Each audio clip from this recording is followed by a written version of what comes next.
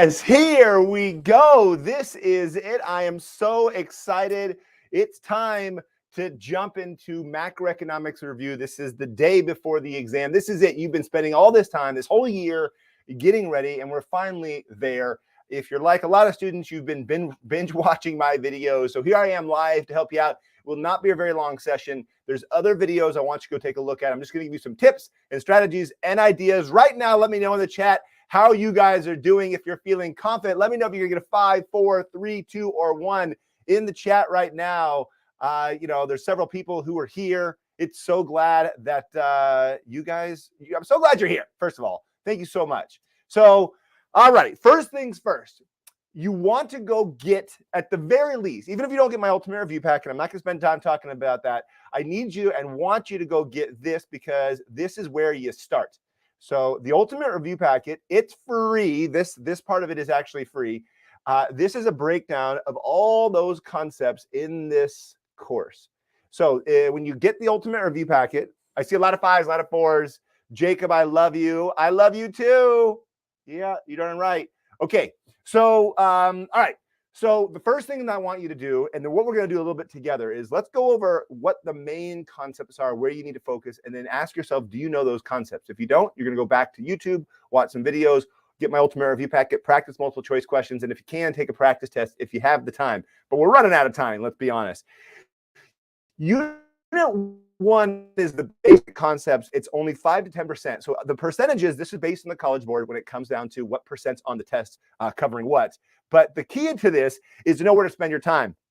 Don't go back and reread your book. That doesn't help you. Don't go back and maybe even look back at your notes. That's not really going to help you. It's time to pinpoint your review. First thing, these little +1, I did, if you saw my ultimate review packet, there's the Hot Wings video that's in there that breaks down the test. I do all the percentages, how often they ask certain questions.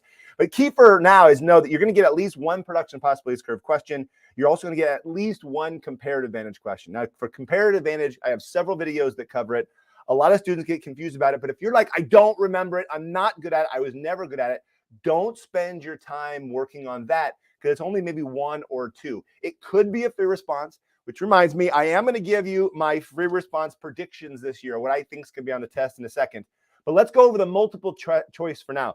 You're going to have a comparative advantage question in there. It is something that you should review. But again, like I said, if you're horrible at terms of trade, not the end of the world if you don't know that one part. You should know how to get comparative advantage. There's a video that I made for you. It's the 5 tips on comparative advantage. Watch that one if you need some help with that. You're not really going to see much market supply and demand stuff for the most part. These are the 2 areas to focus on. Make sure you can draw this as well. Both of these might be on a free response. All right, in Unit 2, you learned about how we measure the economy. You're going to get at least 2 questions on GDP, how to measure GDP, maybe what's not counted in GDP. Just understanding the general concepts of that. You're going to see at least 2 questions about unemployment. These are the easy ones. You got to get the easy ones right. 3 types of unemployment: frictional, structural, cyclical. Understand the idea of how to calculate the unemployment rate, all that stuff. These are the easy questions. You're also going to see at least 1 question up here about inflation, the idea of maybe how to calculate CPI or a CPI question. Those are the main concepts in this. There's also the business cycle graph. You're never going to be asked to draw that graph, but it's a good graph like to understand all the concepts, which reminds me, if you have not watched this yet, you need to go watch it. Don't watch it right now, but every graph you need to know video I posted about a month ago, it has all the graphs that you need to know. They're all sitting right there. What you want to do is, after you've reviewed, right before you walk in the test, maybe watch that video or my Everything You Need to Know video that covers all the concepts. But you want to get those concepts back in your brain. The great thing about this video is it actually connects all the graphs and shows you how they're all interconnected. So it's after you've already practiced them, you understand them, you feel comfortable. Now I can show you all the connections between all that stuff. But the business cycle graph is not a graph you'll draw, but it helps you understand all the other concepts. In Unit 3, that's where this class gets hard. Notice in Unit 1, 5 to 10%. Unit 2, we said 12 to 17%. Unit 3, now 17 to 27%. It's Unit 3, 4, and 5 is where the bulk of this class is. You're going to get at least 4 questions on aggregate demand and aggregate supply. Basic shifters, easy stuff too. If the government increases government spending, what'll happen to price level and GDP, right? So aggregate demand shifts to the right, price level goes up, GDP goes up. Easy questions you'll see like that. And the other ones are a little more complicated, but you're going to have at least 4 of those. You'll have 2 that have the multiplier as well. So feel comfortable using multiplier effect. calculating they give you the marginal propensity to consume or save, calculate the multiplier, and then trying to close gaps. That concept you're going to see. The other section that is huge in this unit is fiscal policy. Make sure you understand fiscal policy, government spending, taxation, and how to close recessionary or inflationary gaps. Those are the big ideas here. You'll also see a self-adjustment hint. I think this year is going to have a self-adjustment in the free responses as well. I'll talk more about that in a second. So the long story here is you got to know, what I'm trying to do is just get some concepts back in your brain. If you don't already have this document in PDF form, go get it. It's in the Ultimate Review Packet. When you click on this, it'll take you to my video on YouTube that covers that exact concept. So if when I say long run self-adjustment and you're like, I don't know what that is, I have no clue, go click on that video, takes my video where I cover that concept. All right, in Unit 4, we're talking about the whole idea of financial sector, 18 to 23% of the test.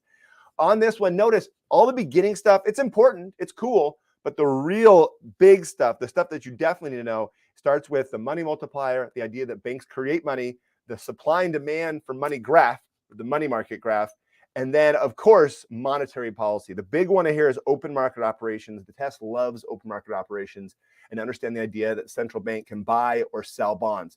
So open market operations, something you're going to see. If I say open market operations, you're like, I don't know what that is. You got to go relearn and get that concept back in your brain. Now, in Unit 5, it says 20 to 30%. Now, some students might go, oh, 30%, that's more than any other units. I should spend all my time in Unit 5. No, it has a lot of recap of things you've already learned. So Unit 5 talks a little bit more about, okay, we know about fiscal monetary policy. What happens when we combine them? So that's the first part, fiscal monetary actions together. It's going to have the Phillips curves. You'll see 2 questions on that. They'll either give it to you or ask questions about it, which we'll draw in a second. There's going to be a question about crowding out and the whole idea that there can be economic growth. The production possibilities curve can shift outward, or the long-run aggregate supply curve can shift outward. Again, if you don't know what I'm talking about, you're like, what is he saying? That's not good. It is not good because I'm not giving like crazy concepts. You should hear me and be like, yeah, I got it. Let me know right now in the comments if you feel like you're getting this so far.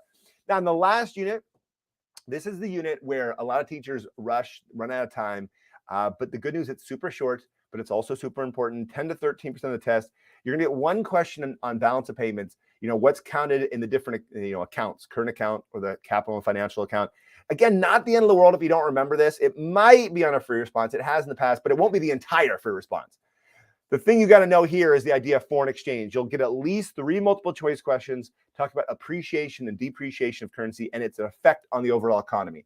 The key here is to remember this relationship that when a currency appreciates, right, that's going to cause net exports to fall, right? Students get confused on this. I think appreciation is a good thing.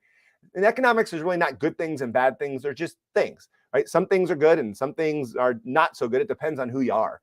So if your currency appreciates, then people in other countries are going to buy less of your goods because your currency is now more expensive for them.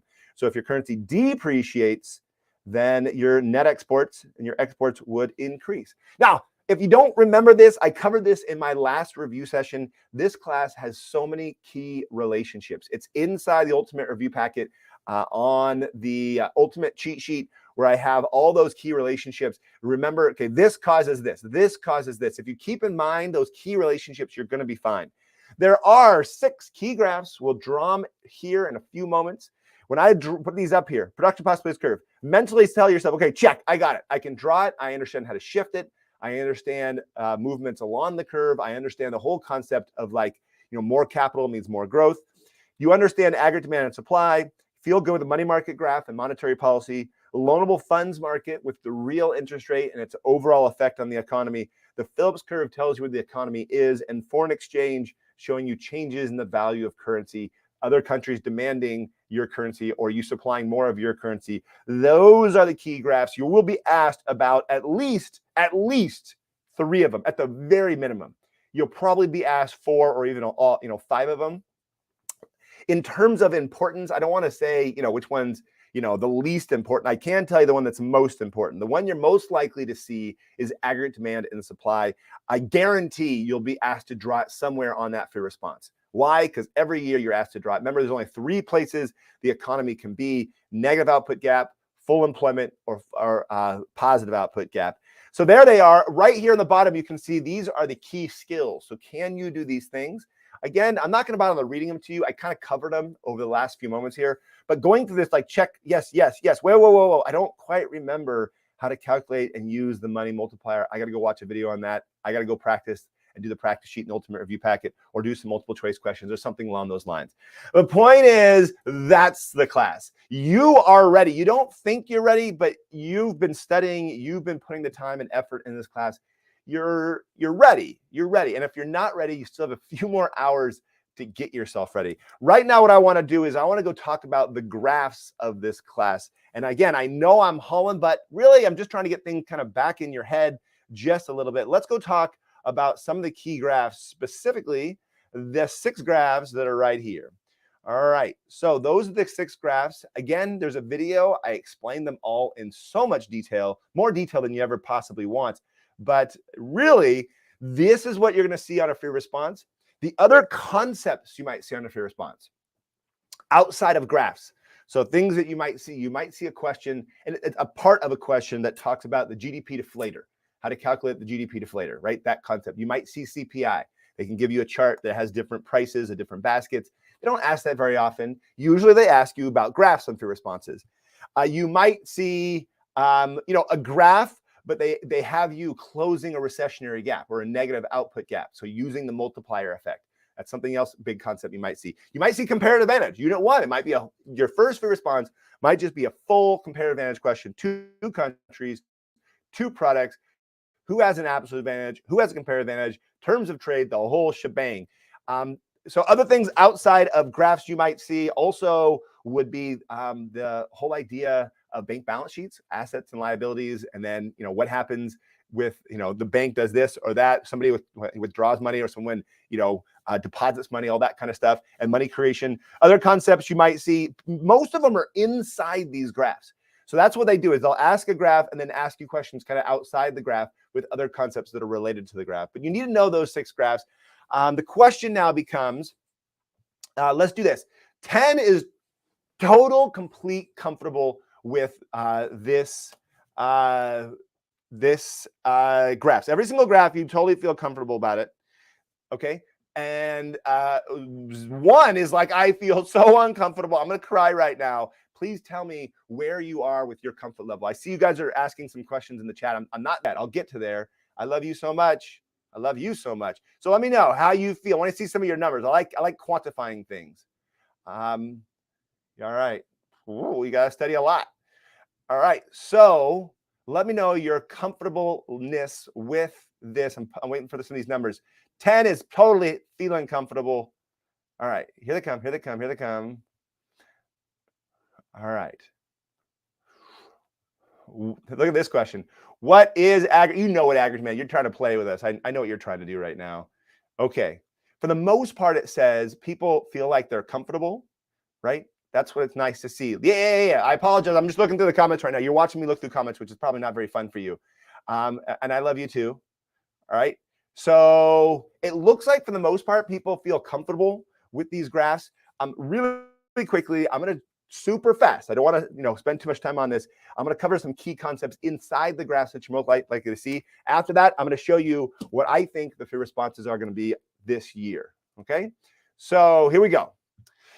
First, the production possibilities curve. We've got capital goods, consumer goods. It doesn't matter which side you put it on. You got an outward bowed out curve, looks like this. The key concepts is understand that unemployment is a point inside the curve. This is the idea of a recession. This is the idea of full employment. You feel comfortable with that. You also should know, if I pointed to this, AP Test doesn't ask this very often. We have 2 types of unemployment, frictional and structural unemployment. Even when the economy is doing great, we're always going to have a certain amount of unemployment. Here, we're going to have frictional, structural, and cyclical unemployment. So this means we also have people between jobs because the economy is doing crud and it's not doing well. So this is the idea of like a recession. A point up here is impossible given our current resources.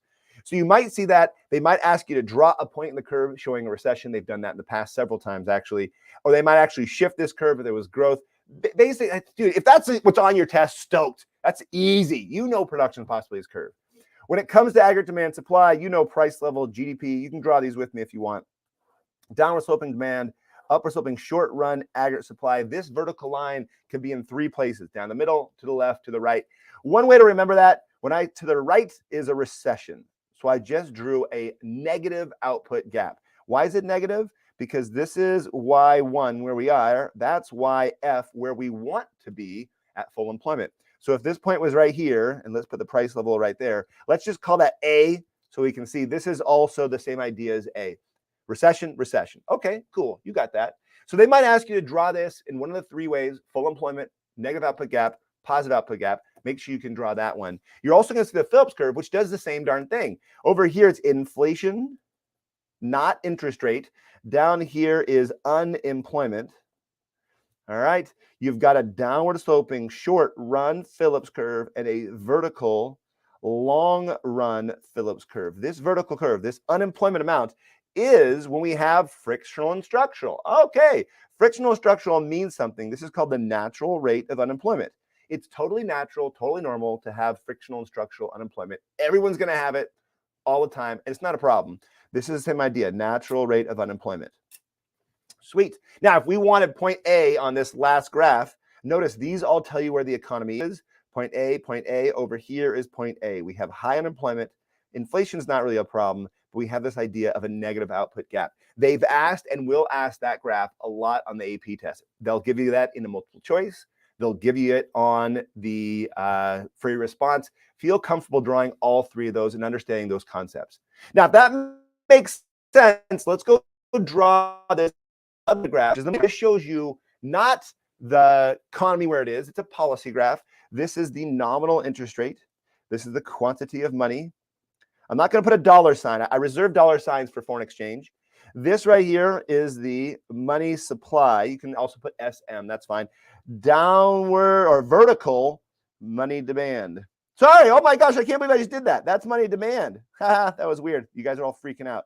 Money supply is vertical. I'm going too quick. Money demand is downward sloping. And notice I can't put point A on here. I can't tell you where a recession is because that's not what this graph does. It's just telling us where the interest rate is. The interest rate is set because that's where the supply and demand for money are. Now, what can we do? Here's what we're going to do right now. There are three options to fix this economy on the top. 1, 2, and 3. You should be able to know what those three options are and what happens on the graph. That's what you're going to see on the free responses. The first thing we can do is wait it out. Do nothing. No policy. That's what they'd say on the free response. They'd say, draw an economy showing negative output gap. Explain what would happen if the government takes no policy action. So you should be able to explain that. I'll explain that in a second. Next one, they can use fiscal policy. Fiscal policy would also change this graph. Most of the time, we talk about shifting aggregate demand, not necessarily the idea of supply side economics, although they could ask about that. And the last one is monetary policy. So when it comes to this class, you've got a graph they're going to have you to draw. They are usually going to have you try to fix the problem and explain how do we fix that problem. Notice you wouldn't use this graph for any of these except for monetary policy, right? This is the idea of monetary policy. So let's jump into this real quick and talk about each one of these. And hopefully you know exactly what I'm talking about. If we were to wait this out, eventually over time, right? I can say this, eventually wages will fall, right? Why? Well, if we have 20% unemployment, eventually people will accept a job at a lower wage. Prices will fall eventually over time, and that'll cause the short run aggregate supply to shift to the right, putting us back at full employment, right? That's the same idea as the short run Phillips curve shifting to the left, putting us in a new point. Like let's say point B right here will be the same as point B right here. Remember, anytime this curve shifts that way, the short run Phillips curve shifts the other direction. So these shift like this. And it makes sense too. It's not just like random. It makes sense. Here, price level goes down and output goes up. So that's the same idea as inflation going down and unemployment going down, right? If we're going to produce more stuff, we're going to have less unemployment than before. Okay, that's waiting it out. That's one thing. If we use fiscal policy, that's not waiting for supply to change. That's shifting demand. That would be increasing government spending or taxes. You can't read this up here, but that's government and taxes. And the main ones you're going to see for fiscal policy, that's the idea of increasing aggregate demand, right? The economy's not doing well. Government starts to spend. Aggregate demand could shift. Over here, So that would be point B here. That would be the idea of putting point B on this side. I've covered all these concepts in my other videos. So if you think I'm going quick, that's okay. Don't worry about it. Let's go use monetary policy, and let's use this graph to close this gap. So what are we going to do to the money supply? Well, you increase the money supply. Increasing the money supply, let's call that the quantity. Increase the money supply would lower the interest rate. There is a key relationship. Interest rates go down, right? Lower interest rate means more investment, more consumer spending. That would shift the aggregate demand and close this gap. Now, aggregate demand would shift to the right. That's the same idea as, let's say, point B. That's the same idea on this graph as point B. The economy is fixed. Yay! It's not that easy in real life, but for economics class, yeah, okay, we'll keep it simple and say that's what happens. So consumer spending would also increase, right? This is the idea of monetary policy. This is a huge part of this class, just understanding that general concept and understanding anytime the aggregate demand shifts, that's moving along the Phillips curve. All right, you got that concept. The concept here, though, how did that money supply increase? Like, how did that happen? Well, there's three things, right? And you know what they are. That's lowering the reserve requirement. 2 would be lowering the discount rate. Or 3, the big one, is open market operations and the central bank buying bonds. Okay, I know I'm going quick here, but this is the one you're going to be seeing on the test the most. It's the one the central bank does the most, so it's most likely going to be on the test. But this is it. I just covered 4 of the main key graphs. We've got 2 more to cover. Loanable funds. This is nominal interest rate. This is the real interest rate. When you're making a loan, you don't want to think about inflation. You want to factor out inflation. This is the quantity of loans. It's just good old-fashioned demand, downward sloping, and supply. And that gives you the real interest rate and the quantity. All right. It seems like, well, what's the point of this graph? It doesn't tell you where the economy is. It just shows you what happens. Here's the trick. I want you to remember, supply is savers. Anything that affects savers, right, or lenders, that's going to affect the supply. And this bottom demand curve is by borrowers. Anything that affects borrowers. And why does it matter? Well, if there's an increase in borrowing, let's say the government does this borrowing, right, to use this fiscal policy. So that fiscal policy, government increases that government spending. That would increase the demand, right, for loanable funds. Now the government's doing all this borrowing, right, and that would increase the interest rate. Increasing the interest rate is this idea of what I just talked about earlier, right here, the idea of what's called crowding out. What I just showed you, loanable funds is often used with this idea of crowding out. They ask that question a lot on the AP test in the past, and they'll continue to do that. All right, last thing, foreign exchange. This is the exchange rate. This is the quantity. This is the demand. This is the supply, and it sets the exchange rate for any given currency. There it is. You know this graph. Nothing new here. I know you know what I'm doing here. I'm going to go back to my predictions in a second. Here's a trick for this one. Any demand for your currency is done by foreigners. I'm running out of room. That's foreigners. This is people who are domestic. Now, it's really not that simple in real life, but if you see a free response and it's, the decision that's being taken place is going to affect, foreigners' willingness to buy your goods and services, that's going to affect the demand for your currency because the demand for your currency is set by those foreigners. You, however, need to supply your currency. One of the things I like to show students, and I think this is a good visual to help them out with foreign exchange, think of the foreign exchange market as all the people who are lined up, like my ugly drawing, at a table. Here they're all sitting, and there's this big pile of money here, and there's a bunch of different types of currencies in this big thing, right? Inside here, there's yen, and there's dollars, and there's pesos. There's everything, right? So this is all different types of money that's inside this thing. That's the foreign exchange market. These different people, they're both walking up, right, asking for things, but they're also putting things in to get it. That makes sense. So if this guy's an American, USA, this person's American, they are demanding yen, right? They're demanding yen, but they are supplying dollars, right? So it's going to affect, the demand for the yen market, but it's going to affect also the supply in the dollar market. So you just got to keep straight when they ask you questions. Are we talking about dollars or yen, and who's doing, who's doing the wanting and who's doing the supplying, if that makes any sense. But that's the concept of foreign exchange. The key with this one is if people want more of your products, they're going to want more of your currency. That would cause your currency to appreciate.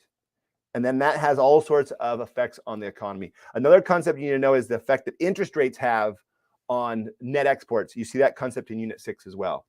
Now, I rushed through that. And if you haven't been studying, you're like, what is going on? I can barely breathe. This is impossible. It's not impossible. And the good news, it's not that many graphs, especially compared to microeconomics. It's not that much stuff that you need to know.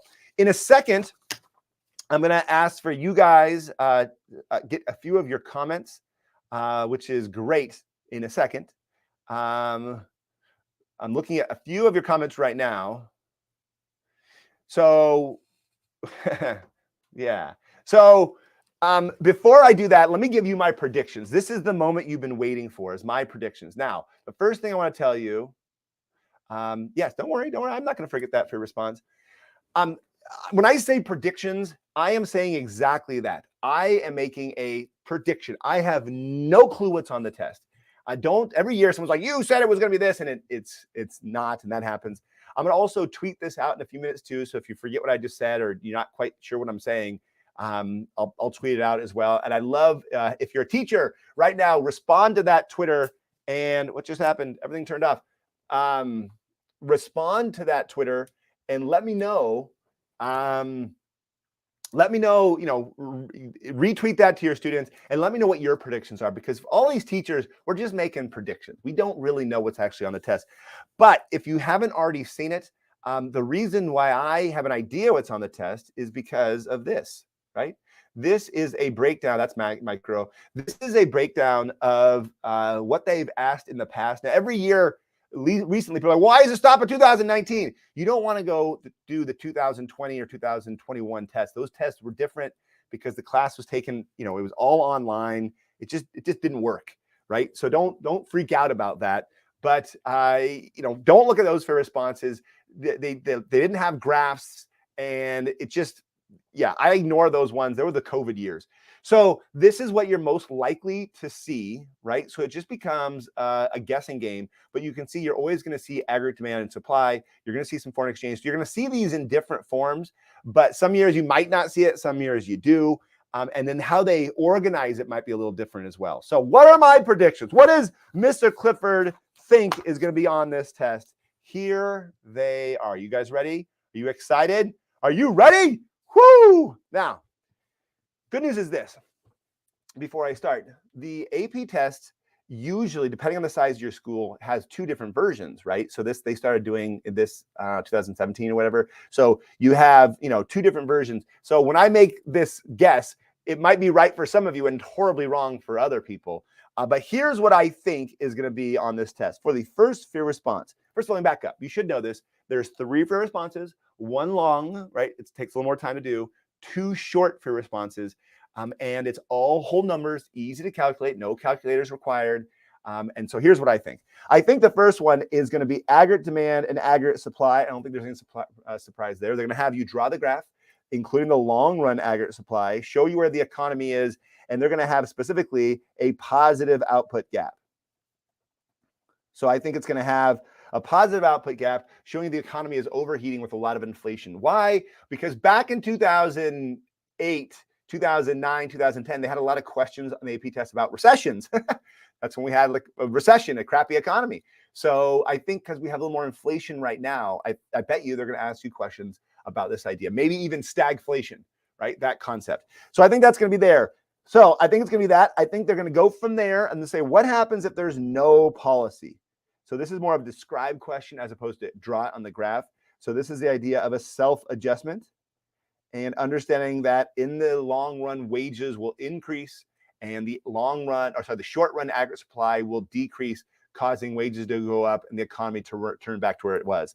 Then I think they're going to jump into monetary policy. Why? Because this is, again, monetary policy. This is where I think they're going to do, because this is what's happening in the economy right now. They're going to have you draw the money market graph. The money market graph is the one we did earlier, supply and demand for money. You know what I'm talking about. Right there, money market graph, right there. That's the graph they're going to have you draw, I think. And I think they're going to do that and say, okay, what's going to happen to the interest rate? Maybe ask you an interest rate question, right? And they might ask you more specifically, what type of open market operation would, should the central bank use to close this positive output gap? And you understand the idea that we'd sell bonds, right? The central bank would sell bonds that would decrease the money supply. That's what I think this question is going to have. Then I don't know how they're going to do it, but my guess is they're going to catapult that into some question about foreign exchange. How? Well, there's all sorts of things they can say. They can say, okay, the interest rate goes up, right, in this country. Let's assume the real interest rate goes up. How does that affect the foreign exchange market of that country or a different country? So I think it's going to have foreign exchange, specifically how interest rates cause some sort of change in inflow or outflow of money coming into your country. Okay, so interest rates affect on people, deciding to put money in or money out. This is one of those things that you need to pay attention to really quick. Please remember, if nothing else, remember back in the day, this is a concept I want to show you. In Unit 2, we found out when interest rates go up, that causes investment to go down. Key relationship. Relationship. When interest rates go down, investment goes up. So we have a tendency in this class to focus on interest rates as, a good thing. Lower interest rates are a good thing. Lower interest rate is more investment, more people buying machines, tools, and factories, and that's a good thing. Remember, investment is borrowing, not retirement accounts and that kind of stuff. So this is what we learned in Unit 2, but in Unit 6, everything kind of switches up. In Unit 6, it's almost the opposite. You have to think of it now, instead of it's going up and we're going to borrow less, interest rates going up is a good thing because that's going to cause an inflow of financial capital into your country. So people are going to put more money into your country because they want to get the higher rate of return, right? So if the interest rate's high in the United States, people in China want to buy American bonds because they get that higher rate of return. The inflow of money comes in. And if interest rates go down, that's going to cause inflow to go down or just more outflow, right? So there's more outflow. Money's going to leave. So if interest rates are low in the United States compared to another country, Americans will go buy foreign bonds, foreign assets. All right. So again, it switches on you. Interest rates low is a good thing. Interest rates low is a bad thing. But remember, it's not about good and bad. But that's what I think this concept is. You're going to see in this first free response. Ladies and gentlemen, that's my first free response suggestion. I think it's going to be on that. If it's not, whatever, it could be the Phillips curve. It could be a positive output gap with a Phillips curve, which would be just the same exact question, except a different graph in the beginning. That's what I think is first. All right, in number 2, you ready for this? I do not think, don't yell at me. Don't yell at me if that's wrong, if I'm wrong. I don't think it's going to be comparative advantage this year. I just don't think so. It could be, but I don't think so. I also don't think this year it's going to be a bank balance sheet question. I think this year, instead, they're going to ask a loanable funds question, and it's going to look very similar to the 2018 FRQ number 2. If you just go search on Google right now, 2018 FRQ macro, AP macro free response, you can see the question and the answer. I think you're going to have foreign exchange. You're going to have the graph. So that'll be a couple points, is just draw the graph. Then they're going to have something either about borrowing or savings. The one from 2018, if I remember right, had a change in savings. This one might have a change in borrowing and its effect on the real interest rate, and maybe the idea of crowding out. Now, it seems like an easy question if that's all it is, but of course they can catapult that into other ideas and other concepts that students learn. They could now talk about foreign exchange for this one if they wanted to. But I think it is going to be a loanable funds, separate individual question. If you want to see it, I'm talking about 2008 for response. For the third one, I think this year it's going to be the Phillips curve. And I think the reason why is because, again, there's some cool things and not cool. There's some weird things happening in the United States with inflation. And the Phillips curve helps explain some of that. The example I'd say is the 2013 FRQ number 3 for that one, where they'd have you draw it. So they'd start off with draw the graph. They might give you the graph. They've done that before. And they'd ask you, okay, using numbers from the graph, explain a concept. I think they might have the graph. They might have either a policy or a self-adjustment question, right, in there. that feels a little bit more like I talked about up here with free response number 1. But I think it's going to be a Phillips curve sort of question. And then something about this idea about how inflation, maybe this idea that the short run aggregate supply curve, how it shifts, and how that looks like a shift also in the short run Phillips curve shift, right? Something that has to do with that concept. This is my guess. Now, by the way, when I say this is my guess, it really is just a random guess. You're going to see some of these things, maybe not in this order, but that's what I think this is going to look like. Again, you've got 2 free responses to go take a look at to see what I'm talking about. This is a classic aggregate demand and supply sort of question you'd see on the top. The things that I am not saying, but it totally could be comparative advantage. That's one thing it could be. Make sure you know it. It could be bank balance sheets. It hasn't asked that very often. And that's something. Again, if you go in on my website, acdcecon.com, you can see other things they ask a lot. If you can see, just looking at this, you can tell that most of the things I just talked about, right there, they all are. They're all right in front of you. The one that's on there that you don't see, look on the bottom, balance of payments, the very last thing on the very bottom, the balance of payments. That's another concept that you may see on there. The idea, the current account and the capital and financial account. I'm not quite sure. So that was my prediction. We'll see what ends up happening. Hopefully you feel super comfortable with it. I don't know if you are, but there you go.